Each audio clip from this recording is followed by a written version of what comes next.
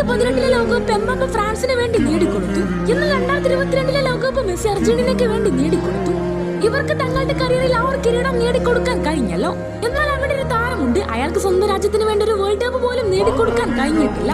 അത് 2026 എന്നത് അയാളുടെ അവസാനത്തെ പ്രതീക്ഷയാണ്. ആ ഒരു ലോകകപ്പ് കൂടി കഴിഞ്ഞാൽ പിന്നീട് അയാൾ ആ ഒരു മൈതാനത്തേക്ക് ഒരു തിരിച്ചുവരവ് ഉണ്ടായിരിക്കുന്നതല്ല. അത് 2026 എന്നത് അയാളുടെ ഒരേ ഒരു അവസരമാണ്.